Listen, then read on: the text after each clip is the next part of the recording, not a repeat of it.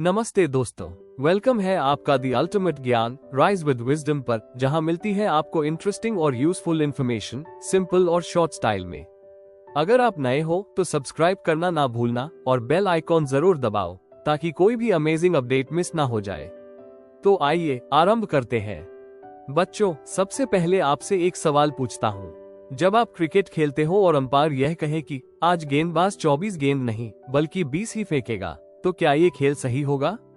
या अगर फुटबॉल में कोई खिलाड़ी गेंद को हाथ से उठाकर भागने लगे तो क्या यह अभी भी फुटबॉल कहलाएगा? बिल्कुल नहीं। क्यों? क्योंकि हर खेल कुछ नियमों पर चलता है। अगर नियम न हो तो खेल डिसऑर्गेनाइज्ड हो जाएगा। अब इसी विचार को देश पर लागू करके सोचो। जब इतने करोड़ लोग अलग अलग धर्मों, भाषाओं और संस्कृतियों के साथ एक देश में रहते हैं तो वहाँ भी नियमों की जरूरत होती है। यही नियम लिखे जाते हैं संविधान यानी कॉन्स्टिट्यूशन में। संविधान केवल एक किताब नहीं है, ये हमारे सपनों और संघर्षों का लिखित रूप है। ये हमें बताता है कि हमारा देश कैसा होगा, कौन कौन से आदर्श पर खड़ा होगा, नागरिकों को क्या अधिकार यानी राइट्स मिलेंगे और नेताओं की सीमाएं क्या होंगी। ये हमें याद दिलाता है कि आजादी सिर्फ अंग्रेजों से मुक्त होने का नाम नहीं था, बल्कि अपने देश को सही दिशा में चलाना भी उतना ही जरूरी था। संविधान की जरूरत क्यों है, इसे समझने के लिए हम कुछ उदाहरण लेते हैं। पहला उदाहरण नेपाल। नेपाल 2006 तक राजशाही यानी मोनार्की था। वहाँ राजा की बात ही अंतिम आदेश होती थी। लेकिन जब लोगों ने लोकतंत्र के लिए संघर्ष किया तो उन्होंने नया संविधान लिखा। क्यों? क्योंकि पुराना संविधान उस नए लोकतांत्रिक समाज को नहीं दर्शाता था जिसे लोग चाहते थे। दूसरा उदाहरण, कक्षा की कहानी। सोचो, अगर क्लास मॉनिटर अपने अधिकार का दुरुपयोग करके किसी बच्चे को झूठा दोषी ठहराए और शिक्षक भी उसकी बात मान ले, तो क्या यह न्याय होगा? बिल्कुल नहीं। इसी तरह अगर नेता अपनी ताकत का गलत इस्तेमाल करें तो संविधान उन्हें रोकता है। तीसरा उदाहरण, बहुसंख्यक बनाम अल्पसंख्यक। कभी कभी बहुसंख्यक यानी मेजॉरिटी अपनी संख्या के आधार पर फैसले थोप देते हैं। जैसे अगर क्लास में ज्यादातर लड़के हों और वे हमेशा क्रिकेट ही खेलना चाहें तो लड़कियों की पसंद, जैसे बास्केटबॉल, कभी सुनी ही न जाए। ये बहुमत का अन्याय यानी टिरनी ऑफ मेजॉरिटी है। संविधान सुनिश्चित करता है कि हर समूह, चाहे वो अल्पसंख्यक यानी माइनॉरिटी ही क्यों ना हो, उसकी आवाज सुनी जाए। चौथा उदाहरण, खुद से बचाव। कभी कभी लोग भावनाओं में बहकर गलत फैसले कर बैठते हैं। मान लो लोग ये कहने लगे कि लोकतंत्र बहुत झंझट है, हमें एक मजबूत तानाशाह चाहिए। पर संविधान हमें याद दिलाता है कि तानाशाही लंबे समय में हमें हमारी आजादी से वंचित कर देगी। इसलिए संविधान हमें हमारी ही भावनाओं से भी सुरक्षित रखता है। इस तरह संविधान हमें दिशा देता है, सुरक्षा देता है और समाज को संतुलन में रखता है। अब जरा इतिहास की तरफ चलते हैं। भारत का संविधान अचानक एक दिन में नहीं लिखा गया। इसके पीछे लंबा संघर्ष और बलिदान छिपा है। 1934 में भारतीय राष्ट्रीय कांग्रेस ने पहली बार कहा कि भारत का संविधान भारतीयों द्वारा ही लिखा जाना चाहिए। 1946 में कॉन्स्टिट्यूएंट असेंबली बनी। इसमें लगभग 300 सदस्य थे। इन सदस्यों का चुनाव सीधे तौर पर जनता ने नहीं किया था, लेकिन ये सदस्य भारत की विविधता यानी डाइवर्सिटी का प्रतिनिधित्व करते थे। अलग अलग भाषाएं, धर्म, जातियां और क्षेत्रों से आए लोग। इस सभा ने लगभग 3 साल तक काम किया। सोचो बच्चों, हर प्रावधान पर घंटों बहस होती थी। किसी ने कहा, ये किताब सिर्फ कानून नहीं है, ये पूरे भारत का सपना है। अंततः 26 नवंबर 1949 को संविधान अपनाया गया और 26 जनवरी 1950 से लागू हुआ। इसी दिन भारत एक गणराज्य यानी रिपब्लिक बना। यहाँ ये समझना भी जरूरी है कि जब संविधान लिखा जा रहा था तब देश कितने संकटों से गुजर रहा था। विभाजन यानी पार्टीशन की पीड़ा, गरीबी और सामाजिक असमानताएं, रियासतों यानी प्रिंसली स्टेट्स का भारत में विलय। इसके बावजूद हमारे नेताओं ने ऐसा संविधान बनाया जिसने एकता और विविधता दोनों को साथ लेकर चलने का रास्ता दिखाया। बच्चों, जब हम भारतीय संविधान की बात करते हैं तो हमें ये याद रखना चाहिए कि यह केवल एक कानूनी दस्तावेज नहीं है। ये हमारे देश की आत्मा है जो हमें ये बताती है कि हम कैसे एक समाज में रहेंगे, हमारे अधिकार क्या होंगे, सरकार की शक्तियां कितनी होंगी और हम सब एक दूसरे के प्रति क्या जिम्मेदारियां निभाएंगे। संविधान हमारे देश का वो गाइडिंग प्रिंसिपल है जिसने भारत को एक आधुनिक, लोकतांत्रिक और समावेशी राष्ट्र के रूप में खड़ा किया है। आइए अब इसकी कुछ प्रमुख विशेषताओं को विस्तार से समझते हैं। फर्स्ट, फेडरलिज्म यानी संघवाद। भारत जैसे विशाल और विविधतापूर्ण देश में जहां अलग अलग राज्यों की अपनी भाषा, संस्कृति और परंपराएं हैं, वहां शासन की एक ही परत से काम नहीं चल सकता। यही कारण है कि हमारे संविधान ने फेडरल स्ट्रक्चर अपनाया है। इसमें 3 स्तर की सरकारें बनाई गई हैं। सेंट्रल गवर्नमेंट, स्टेट गवर्नमेंट और लोकल गवर्नमेंट यानी स्थानीय सरकार, पंचायती राज और नगर पालिकाएं। इस व्यवस्था का सबसे बड़ा लाभ ये है कि देश की राष्ट्रीय एकता बनी रहती है, लेकिन साथ ही हर राज्य और हर गांव की जरूरतें भी पूरी हो जाती हैं। उदाहरण के लिए, अगर किसी गांव में पानी की समस्या है तो उसका समाधान स्थानीय सरकार करेगी, जबकि रक्षा और विदेश नीति जैसे बड़े मुद्दे केंद्र सरकार संभालेगी। इस तरह फेडरलिज्म ये सुनिश्चित करता है कि शक्ति का बंटवारा संतुलित रहे और हर स्तर पर लोगों की आवाज सुनी जाए। दूसरी महत्वपूर्ण विशेषता है पार्लियामेंट्री फॉर्म ऑफ गवर्नमेंट। इसका अर्थ है कि भारत में सरकार जनता द्वारा चुनी जाती है और वो जनता के प्रति अकाउंटेबल यानी उत्तरदायी रहती है। यहाँ हर नागरिक को वोट देने का समान अधिकार मिला है, जिसे यूनिवर्सल एडल्ट फ्रैंचाइज कहते हैं।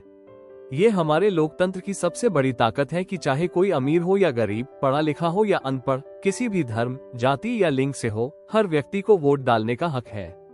इससे नेताओं पर दबाव रहता है कि वे जनता के लिए काम करें। अगर वे काम नहीं करेंगे तो जनता उन्हें अगली बार हटा सकती है। यही असली अर्थ है लोकतंत्र का। सरकार जनता की, जनता द्वारा और जनता के लिए। बच्चों, अब हम संविधान की एक और महत्वपूर्ण विशेषता पर ध्यान देंगे, जिसे कहते हैं सेपरेशन ऑफ पावर्स यानी शक्तियों का विभाजन।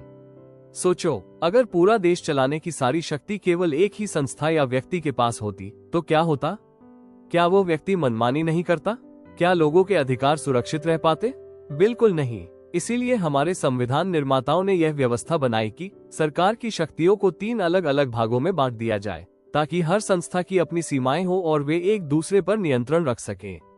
इन 3 भागों को कहते हैं लेजिस्लेचर, एग्जीक्यूटिव और जुडिशरी। लेजिस्लेचर यानी विधायिका का काम है कानून बनाना। ये तय करती है कि समाज में किन किन मुद्दों पर नए नियम चाहिए और किन पुराने नियमों में बदलाव होना चाहिए।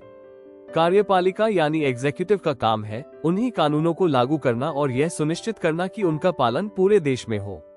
और जुडिशरी यानी न्यायपालिका का सबसे अहम दायित्व है उन कानूनों की व्याख्या करना, उनकी सही परिभाषा देना और अगर किसी तरह का विवाद हो तो न्याय करना। इस व्यवस्था का सबसे बड़ा फायदा यह है कि कोई भी संस्था अकेले इतनी शक्तिशाली नहीं हो सकती कि वो जनता पर अत्याचार करने लगे। उदाहरण के लिए, अगर विधायिका कोई ऐसा कानून बना देती है जो संविधान के खिलाफ है तो न्यायपालिका उसे रद्द कर सकती है। और अगर कार्यपालिका कानून लागू करने में लापरवाही करे तो अदालत उसे आदेश दे सकती है। यही है चेक्स एंड बैलेंसेस यानी नियंत्रण और संतुलन की व्यवस्था, जो भारत के लोकतंत्र को मजबूत और सुरक्षित बनाए हुए है।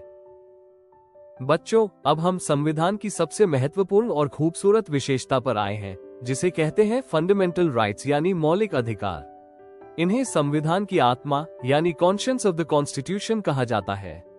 यह अधिकार हमें सिर्फ कानून की नजर में बराबरी नहीं देते, बल्कि यह सुनिश्चित करते हैं कि हम एक स्वतंत्र और सम्मानजनक जीवन जी सकें।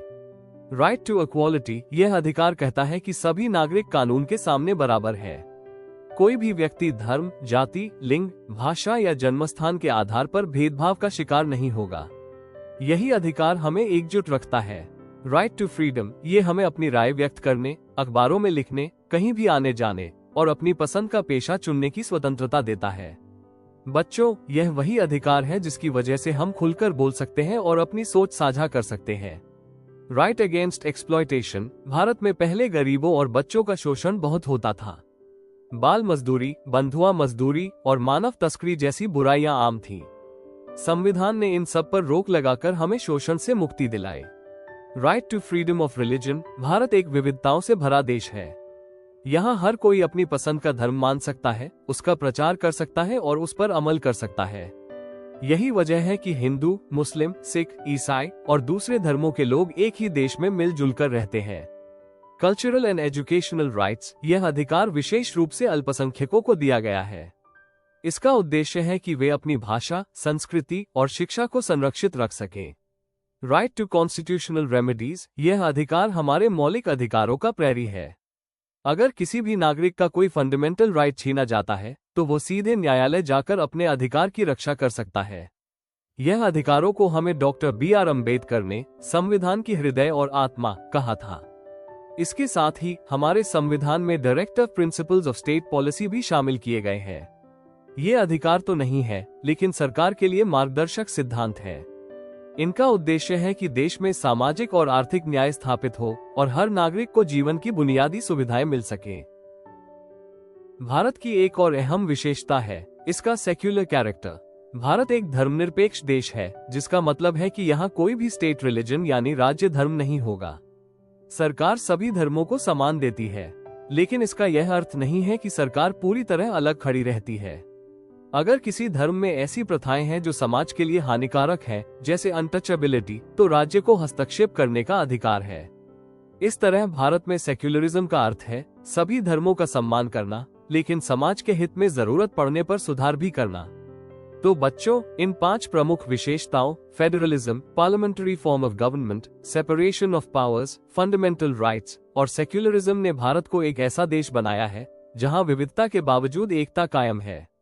हमारा संविधान केवल नियमों का संग्रह नहीं, बल्कि यह वो धरोहर है जो हमें ये याद दिलाती है कि हम सब बराबर हैं और हमें मिलकर अपने राष्ट्र को मजबूत बनाना है। अगर हम संविधान के सिद्धांतों को समझें और उनका पालन करें, तो हम एक सच्चे अर्थों में रिस्पॉन्सिबल सिटीजन्स बन सकते हैं और अपने भारत को आगे बढ़ा सकते हैं। Thank you. अगर वीडियो पसंद आया हो तो एक लाइक जरूर कर देना और कमेंट में बताओ आपका क्या थॉट है। चैनल को सब्सक्राइब करो और शेयर करो अपने दोस्तों के साथ। नॉलेज बढ़ाओ फन के साथ। मिलते हैं नेक्स्ट वीडियो में, तब तक के लिए stay curious and keep learning and follow the ultimate gyan. Rise with wisdom.